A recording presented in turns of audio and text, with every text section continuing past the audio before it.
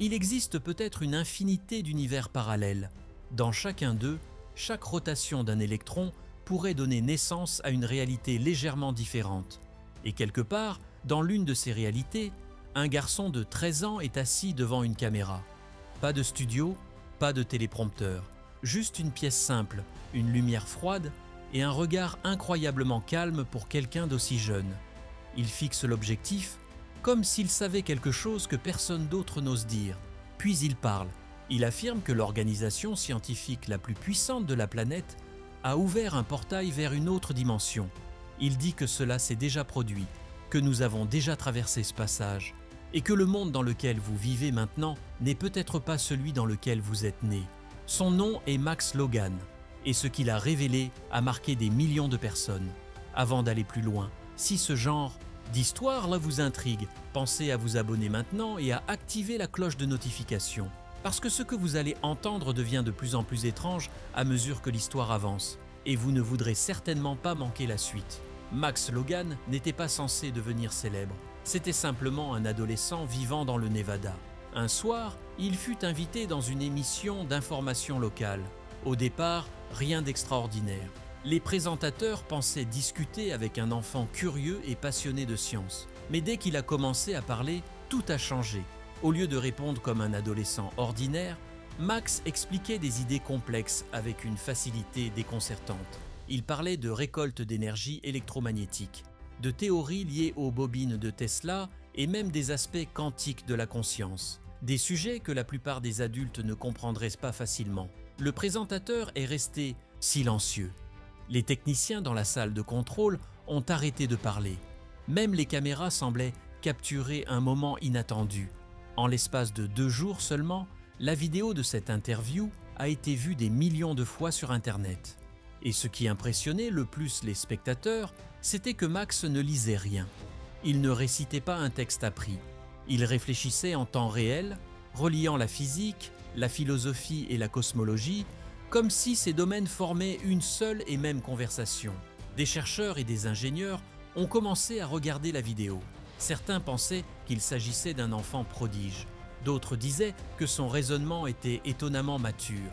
Mais ce n'était que le début. À l'âge de 13 ans, Max affirmait avoir construit un appareil capable de capter l'énergie électromagnétique présente dans l'air et de la transformer en énergie utilisable. Selon lui, cette énergie était partout, autour de nous, mais presque personne n'essayait de la récupérer. Ce n'était pas simplement un projet scolaire. Il montrait un modèle fonctionnel. Dans une vidéo, il présentait le dispositif, décrivait ses composants et expliquait son fonctionnement avec un vocabulaire technique que même certains étudiants en ingénierie auraient du mal à suivre. Rapidement, les médias se sont intéressés à lui. Des articles ont été publiés. Des scientifiques ont débattu de la possibilité que son invention fonctionne réellement. Internet tout entier parlait de Max Logan. Mais ce n'est pas pour cette raison que nous parlons encore de lui aujourd'hui. Parce qu'après avoir attiré l'attention avec son appareil énergétique, Max a commencé à s'intéresser à quelque chose de beaucoup plus grand, quelque chose qui se trouve sous terre, à la frontière entre la France et la Suisse, dans un tunnel circulaire d'environ 17 miles de long, rempli d'aimants gigantesques. Un endroit où les particules subatomiques sont accélérées à des vitesses proches de celles de la lumière avant d'entrer en collision. Max Logan s'est plongé dans l'étude du plus grand accélérateur de particules du monde, le Grand Collisionneur de Hadron du CERN. Et ce qu'il a dit à propos de cette machine a profondément choqué une partie d'Internet scientifique. Selon Max, le collisionneur n'était pas seulement un outil permettant d'étudier la matière. Officiellement, les scientifiques du CERN utilisent cette machine pour recréer les conditions qui existaient immédiatement après le Big Bang. Les particules sont accélérées à des vitesses incroyables, puis projetées les unes contre les autres afin d'observer les fragments produits par ces collisions. C'est ainsi que les chercheurs ont découvert le boson de Higgs, une particule longtemps théorisée, qui explique pourquoi certaines particules possèdent une masse. Cette découverte, annoncée en 2012, a fait le tour du monde. Mais Max Logan pensait que quelque chose d'autre s'était produit pendant ces expériences, quelque chose que personne n'avait prévu. Selon lui, lors d'un test particulièrement puissant, une collision n'a pas seulement brisé des particules, Elle aurait brisé la réalité elle-même. Il affirmait que l'énergie libérée avait provoqué une perturbation dans l'espace-temps suffisamment forte pour fissurer la barrière entre notre univers et un autre. Et selon ses mots, ce n'était pas une hypothèse, cela s'était déjà produit. Max expliquait que nous vivions autrefois dans une seule ligne temporelle, mais qu'un incident expérimental nous aurait projetés dans un ensemble presque infini d'univers parallèles. Imaginez cela un instant. Votre vie actuelle, votre maison, vos souvenirs, vos amis, tout cela pourrait être une version légèrement différente d'une réalité originale. Une copie presque identique.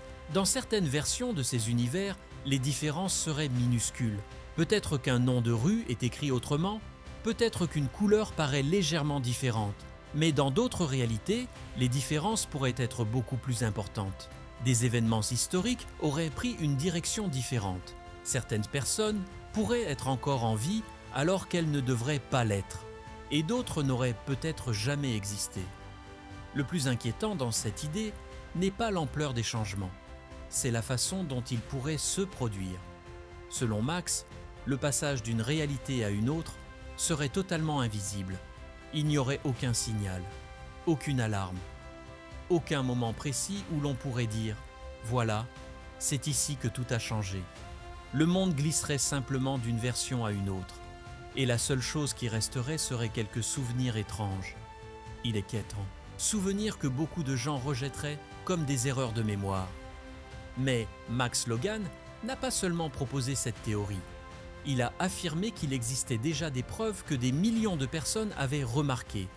Et ces preuves portent un nom bien connu, l'effet Mandela.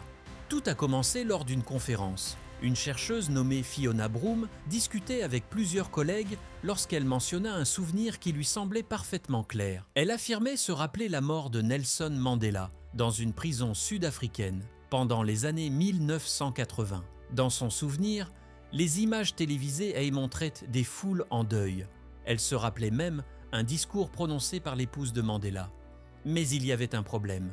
Nelson Mandela n'est pas mort dans les années 1980. Il a été libéré de prison en 1990 et il est devenu président de l'Afrique du Sud avant de mourir en 2013. Pourtant, lorsque Fiona Broome parla de ce souvenir, plusieurs personnes dans la salle dirent donc qu'elles se souvenaient exactement de la même chose. Les mêmes images, le même récit, les mêmes détails. Ces personnes ne s'étaient donc pas concertées auparavant. Et pourtant leurs souvenirs semblaient identiques. Ce moment a profondément troublé Fiona Broome. Elle a commencé à enquêter sur ce phénomène et a fini par lui donner un nom, l'effet Mandela. Après cela, des milliers d'exemples similaires ont été signalés à travers le monde. Des marques dont l'orthographe semblait avoir changé. Des répliques de films que tout le monde pensait connaître, mais qui n'avaient jamais été prononcées de cette façon. Des événements historiques dont les détails semblaient différents dans les souvenirs de nombreuses personnes. Pour la plupart des scientifiques, ces phénomènes s'expliquent simplement par les erreurs de mémoire. Mais Max Logan voyait les choses autrement. Pour lui, ces souvenirs impossibles n'étaient pas des erreurs. Ils étaient des traces, des marques laissées par un changement de réalité. Selon sa théorie, une collision au sein du grand collisionneur de Hadron aurait modifié la position ou le comportement d'un seul électron. Un changement minuscule, presque insignifiant. Mais dans l'univers quantique, une variation aussi petite pourrait se propager comme une fissure dans une vitre. Et cette fissure aurait déplacé l'humanité entière d'une ligne temporelle vers une autre. Dans la première ligne temporelle, ces souvenirs étaient réels. Les marques étaient orthographiées différemment. Les citations de films étaient exactement celles que les gens se rappellent. Et Nelson Mandela serait réellement mort en prison. Mais selon Max Logan, nous ne vivons plus dans cette réalité. Nous serions maintenant dans une copie. Une version légèrement différente de l'univers, originale. Et les seuls vestiges de l'ancien monde seraient ces souvenirs partagés par des millions de personnes. Des souvenirs souvent rejetés comme de simples erreurs, mais qui pourraient pointer vers quelque chose de beaucoup plus étrange. Et si cette idée est vraie, une question devient terrifiante. Si la machine du CERN a réellement provoqué une fracture entre les dimensions une fois, combien de fois cela pourrait-il se reproduire ? Chaque fois que le collisionneur fonctionne, chaque fois que les faisceaux de particules entrent en collision. La réalité pourrait-elle être réinitialisée encore et encore? Et c'est là que l'histoire devient encore plus troublante. Parce que même avant que Max Logan ne parle publiquement, certaines personnes s'inquiétaient déjà du pouvoir de cette machine. Le grand collisionneur de Hadron est situé dans un tunnel circulaire enterré entre 50 et 175 mètres sous terre. Il traverse la frontière entre la France et la Suisse et mesure environ 17 miles de circonférence. À l'intérieur, 2 faisceaux de protons sont propulsés dans des directions opposées à une vitesse presque égale à celle de la lumière. Lorsqu'ils se percutent, l'énergie libérée dans ce minuscule point de collision crée des températures dépassant le trillion de degrés. Pour comparer, le cœur de notre Soleil atteint environ 27 millions de degrés. Les collisions dans le collisionneur sont donc près de 100 000 fois plus chaudes. Pendant une fraction de seconde incroyablement courte, les conditions ressemblent à celles qui existaient juste après le Big Bang. Autrement dit, l'humanité recrée le début de l'univers, ici, sur Terre. Et certains scientifiques se demandaient déjà si cela pouvait être dangereux. Mais les inquiétudes ne sont pas apparues seulement après les expériences. Bien avant que la machine ne soit mise en marche, certains chercheurs se demandaient déjà si l'humanité comprenait réellement les forces qu'elle s'apprêtait à manipuler. Un physicien italien nommé Francesco Calogero faisait partie de ceux qui tiraient range la sonnette d'alarme. Ce n'était pas un conspirateur ni un agitateur. C'était un professeur respecté de l'Université de Rome et l'un des co-lauréats du prix Nobel de la paix de l'année 1995 pour son travail lié au désarmement scientifique. En l'an 2000, il publia un article scientifique au titre inquiétant. La question posée était simple mais terrifiante. Une expérience de laboratoire pourrait-elle détruire la Terre? Le document a immédiatement provoqué des discussions dans la communauté scientifique. Ceux qui ont participé aux évaluations racontent que l'atmosphère est devenue très sérieuse dès que les implications possibles ont été expliquées. Calogero n'écrivait pas pour attirer l'attention. Il travaillait depuis des décennies sur les réactions nucléaires et comprenait parfaitement les calculs complexes impliqués dans ces phénomènes. Son inquiétude portait sur une possibilité précise. Il suggérait que des collisions atteignant certains niveaux d'énergie pourraient créer un minuscule trou noir. Dans la plupart des cas, ces trous noirs hypothétiques disparaîtraient immédiatement. Mais dans des circonstances très particulières, ils pourraient continuer à grandir.